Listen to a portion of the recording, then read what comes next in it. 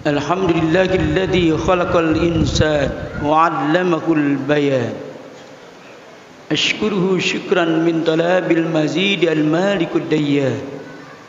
Asyhadu an la ilaha illallah wahdahu la syarika lah wa asyhadu anna Muhammadan 'abduhu wa rasuluh.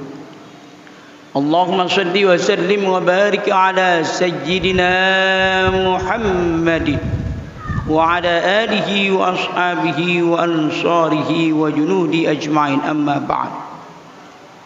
Fa ya ibadallah, usikum wa nafsi bitaqwallah faqad fazal muttaqun.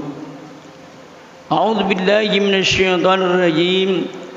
Bismillahirrahmanirrahim. Ya ayyuhalladzina amanu udkhulu fis-silmi kaffah wa la tattabi'u khutuwatis syaitan innahu lakum aduwwun mubin.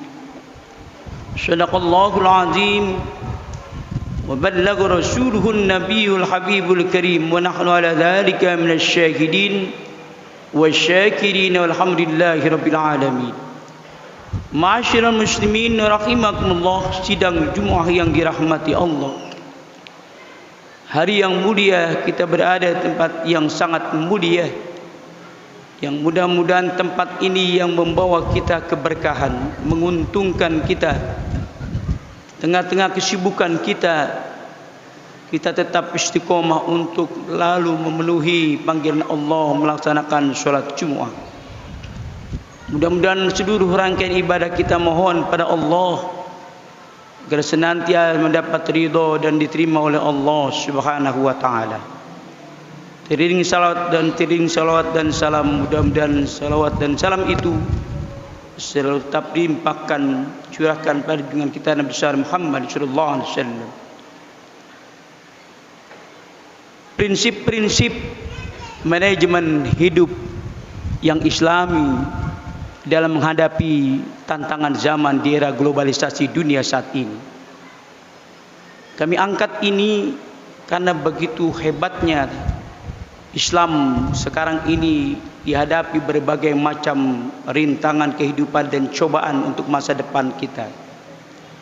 Dan ini adalah prospek kedepannya untuk anak-anak kita, generasi muda dan kemudian anak-anak kita yang penuh tanggung jawab dari kita sebagai orang tua. Saya kutip dalam bukunya Islam Berbagai Aspek, Profesor Dr. Yunan Nasution, bahwa dia memaparkan bahwa pendidikan agama Islam memiliki peran yang sangat penting dalam membentuk karakter dan moral generasi muda. Di tengah-tengah perubahan zaman yang cepat dan kompleks, kemudian penguatan pendidikan agama Islam menjadi sangat penting, menjadi sangat relevan dengan dunia saat ini. Mengajarkan nilai-nilai Islam yang kokoh dan kemudian perkembangan yang konteks zaman adalah tantangan zaman yang harus dijawab oleh kita semua. Tentunya bahwa generasi masa depan harus memiliki yaitu agama, nilai-nilai iman yang kuat dan kokoh. Hadirin, kemudian kita kaitkan dengan bagaimana sesungguhnya kurun waktu dari nilai-nilai agama, kemudian dari lahirnya seorang hamba Allah ke dunia yang fana ini. Prinsip hidup yang sangat ini secara primordial bahwa hamba Allah sebagai seorang cabang bayi sudah mengaku sebetulnya dari 4 bulan kandungan seorang ibunya. Ketika ditanya oleh Sang Khalik, alastu birabbikum, qalu bala syahidna, apakah ini aku Tuhanku? Cabang bayi menjawab, ya, kau ada sebagai Tuhanku. Subhanallah. Terjadi satu dialog yang sangat persuasif antara Sang Khalik dengan hamba Allah 4 bulan dalam kandungan seorang ibu. Kurun waktu 4 bulan, 5 bulan, 6 bulan, 7 bulan, 8 bulan, 9 bulan, maka lahirlah seorang ibu cabang bayi itu. Kullu mauludin yuladu alal fitrah fabawahu yuhawwidani aw yunassirani aw yumajjisan. Setiap anak yang baru lahir ke bumi persada ini dengan bentuk yang dilahirkan oleh cabang bayi bersih suci, anak siapapun namanya, tidak punya noda apapun, artinya semua adalah mbak itu suci. Maka generasi ke depan ketika itu berkembangnya manusia merangkat dari satu anak-anak begitu lincahnya, gagahnya, kemudian remaja, semakin kokoh dia, penampilan dan performanya ganteng, kemudian gagah, kuat, dan itulah menjadi dambaan seorang tua. Tapi bukan sekadar itu tentunya, tapi bagaimana pemuda yang ganteng, pemuda yang gagah, yang merupakan harapan daripada orang tua ke depan, dan dia adalah merupakan yang dilahirkan sudah mengaku Islam, diwarnai oleh kedua orang tuanya. Maka disinilah kullu mauludin yuladu ala fitrah sangat menentukan daripada orang tua yang mewarnai tantangan generasi ke depan untuk anak-anak kita. Hadirin sidang Jumat yang dirahmati Allah. Maka dalam kitab Ihya Ulumuddin Imam Ghazali ketika menghadapi tantangan masa depan yang begitu dahsyatnya Islam, dipengaruhi dengan berbagai macam lingkungan kebudayaan dan macam-macam, maka yang pertama adalah bahwa orang tua harus menanamkan kepada anak yang bernama muaqqadah. Muaqqadah ini merupakan ikatan akidah yang kuat. Bagaimana anak bisa mengenal Allah? Bagaimana anak bisa mengenal nabinya? Bagaimana anak bisa mengenal ulama dan para aulia kalau tidak ada akidah yang kuat ditanamkan dari sejak dini oleh orang tuanya? Harapan orang tua ketika lahir dia normal, gagah, kemudian diwarnai bagaimana akidah yang ditanamkan oleh orang tuanya sendiri. Ketika orang tua menanamkan bentuk la ilaha illallah al-ma'rifatullah, maka ketika itu anak sudah mulai membuka matanya, membuka hatinya, ma'rifatullah, yaitu membawa anak untuk kebaikan-kebaikan. Orang tua sudah mulai mengarahkan itu dengan semakin indahnya di lingkungan rumah tangga, karena orang tua sudah menanamkan akidah dari mulai sejak dini kepada anak-anaknya. Kemudian yang kedua adalah setelah akidah baru tanamkan muraqabah. Muraqabah ini adalah potensi dan kekuatan bahwa anak di lingkungan kita pendekatan diri kepada Allah Subhanahu wa taala. Lewat mana muraqabah yang didekatkan anak itu? Oh, penanaman nilai-nilai agama yang kuat terhadap anak kita. Bolehkah anak-anak ditanamkan dengan pendidikan umum supaya anak juga karena hidupnya harus tahu tentang duniawiyah? Oh, boleh. Sangat boleh. Dan sangat juga dianjurkan, antum a'lamu bi umuri dunyakum. Kau lebih tahu tentang urusan duniamu, maka galih urusan dunia yang sebanyak-banyaknya. Tapi ingat tadi bahwa muraqabah pendekatan diri pada Allah agar anak tidak terbawa arus gelombang kehidupan tantangan zaman ke depan yang begitu dahsyatnya, sehingga orang tua juga terbawa oleh arus anaknya yang begitu dahsyat. Maka ketika di luar itu ditanamkan, kemudian dibawa dia ke arus duniawiyah, untuk arus dunianya bolehlah itu, tetapi jangan lupa muraqabah penanaman diri pendekatan Allah agar anak punya nilai-nilai yang kuat ketika ada gelombang kehidupan masa depannya itu dipenuhi dengan berbagai macam lingkungan, pengaruh kebudayaan barat dan kebudayaan-kebudayaan lain, maka dia punya kekuatan iman yang kuat. Itulah orang tua mendapat kesenangan di situ, mendapat dambaan, wahai anakku, beruntunglah aku sudah mengenal yaitu Allah Subhanahu wa taala. Tapi ketika orang tua tidak menanamkan dengan muraqabah, akidah juga tidak ditanamkan, cuma hanya duniawiyah yang terus dihidupi dengan kehidupannya, maka orang tua akan nanti ingat akan terbawa arus dari orang anak itu yang dilahirkan dari sejak dini, dari sejak awal sudah mengaku bahwa Tuhannya Allah. Hadirin, kemudian yang ketiga adalah muaqqabah. Jadi yang pertama adalah muaqqadah, muraqabah dan muaqqabah. Mengevaluasi sejauh mana ketika anak sudah berangkat remaja. Oh, dia mau berangkat dewasa. Dievaluasi. Mengevaluasi anak, kemudian evaluasi dirinya. Oh, terus masih ditanamkan karena sudah mulai, sudah mengembangkan dirinya, sudah menjadi taklif, sudah mukallaf dia, tanggung jawab dirinya lepas orang tua karena dosa-dosa yang dibawa oleh anaknya terlepas dari orang tuanya, sudah menjadi tanggung jawab dia sendiri. Tapi kita terus mengevaluasi. Muaqqabah artinya terus kita mengevaluasi diri kita dan orang anak kita sehingga ketika dia mencapai dewasa terus dia itu adalah membawa kesenangan buat kita sebagai orang tua. Disitulah nanti orang tua mengatakan baiti jannati, rumahku surgaku. Kenapa?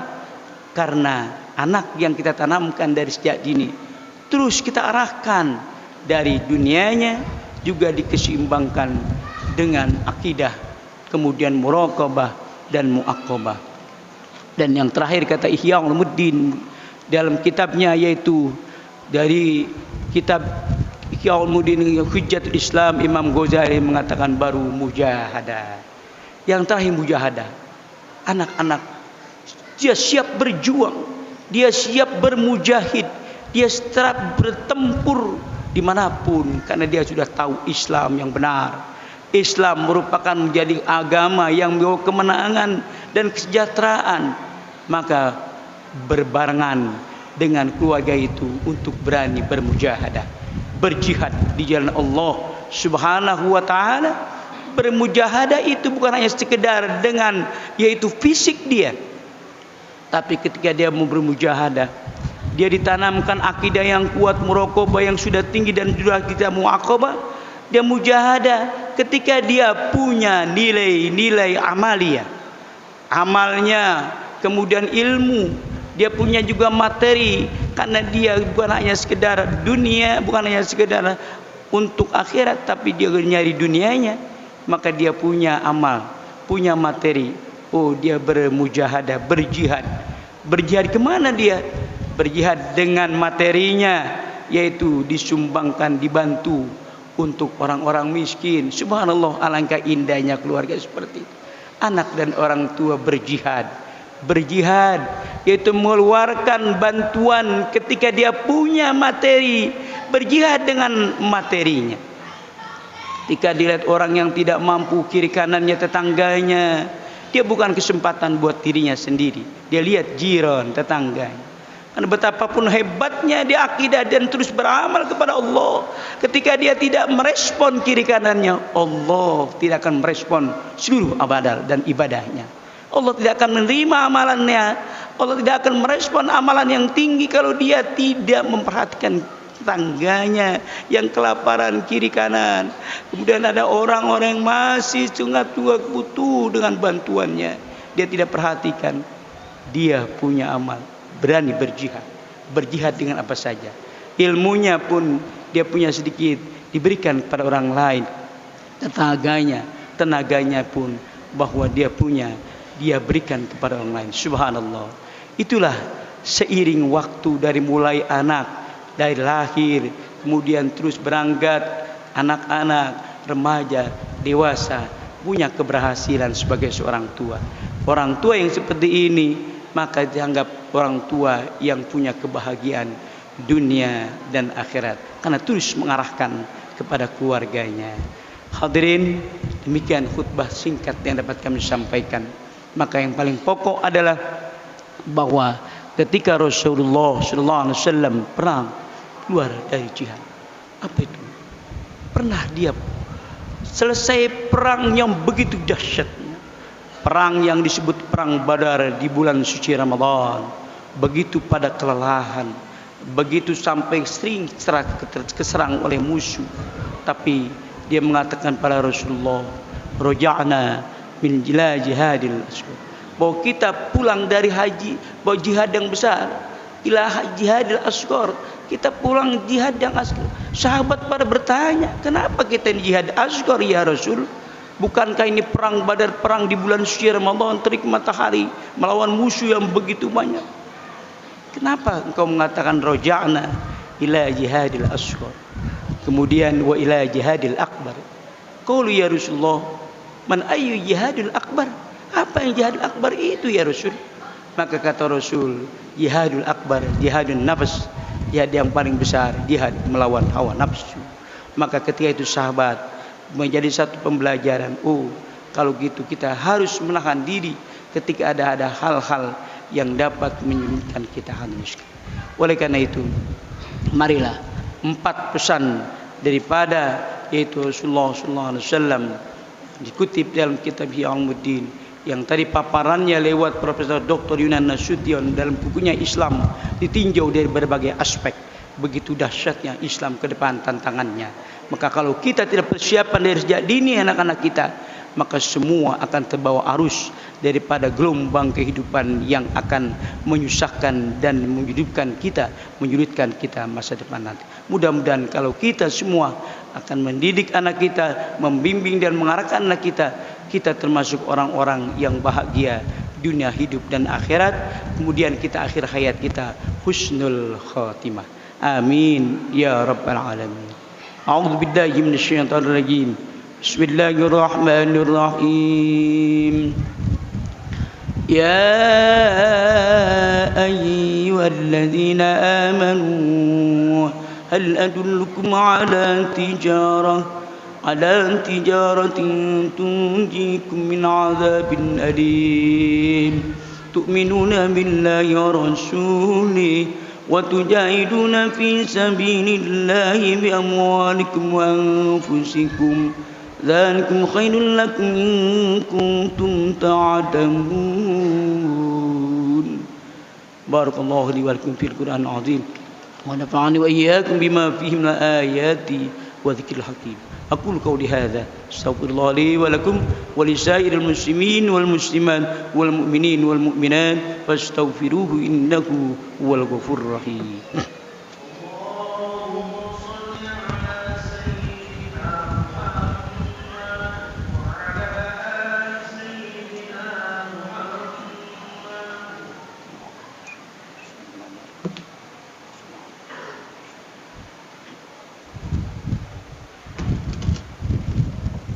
Alhamdulillah alladzi nahmaduhu wa nasta'inuhu wa nastaghfiruh wa na'udzu billahi min syururi anfusina wa min sayyiati a'malina may yahdihillahu fala mudilla lahu wa may yudlil fala hadiya lahu.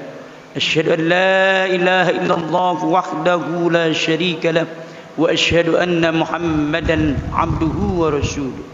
Allahumma salli wa sallim wa barik ala sayyidina Muhammadin wa ala alihi wa ashabihi ajma'in. Amma ba'du, fa ya ibadallah, ya ayyuhalladzina amanu taqullaha haqqa tuqatih wa la tamutunna illa wa antum muslimun. Faqala ta'ala mukhbira wa amira, inna Allaha malaikatahu yusalluna 'alan nabi يا أيها الذين آمنوا صلوا عليه وسلموا تسليما اللهم صل على سيدنا محمد وعلى آل سيدنا محمد كما صليت على سيدنا إبراهيم وعلى آل سيدنا إبراهيم وبارك على سيدنا محمد وعلى آل سيدنا محمد كما باركت على سيدنا إبراهيم وعلى آل سيدنا إبراهيم في العالمين إنك حميد مجيد وعلينا معهم برحمتك يا أرحم الراحمين. اللهم اغفر للمسلمين والمسلمات والمؤمنين والمؤمنات الأحياء منهم والأموات إنك سميع قريب مجيب الدعوات يا قاضي الحاجات إنك على كل شيء قدير. اللهم ادفع عنا الغلاء والوباء والفحشاء والمنكر والسيوف المختلفة والشدائد المحن ما ظهر منها وما بطن من بلدنا هذا خاصة ومن بلدان المسلمين عامة إنك على كل شيء قدير. اللهم أصلح لنا دينا الذي هو عصمة أمرنا وأصلح لنا دنيانا التي فيها معاشنا وأصلح لنا آخرتنا التي إليها معادنا. اللهم اجعل الحياة زيادة لنا في كل خير واجعل الموت راحة لنا من كل شر. ربنا آتنا في الدنيا حسنة في الآخرة حسنة وقنا عذاب النار. عباد الله إن الله يأمر بالإحسان وإيتاء ذي القربى وينهى عن الفحشاء والمنكر يعظكم لعلكم تذكرون فاذكروا الله يذكركم واشكروه على نعمه يزدكم واسألوه من فضل يعطكم ولذكر الله أكبر. أقم الصلاة.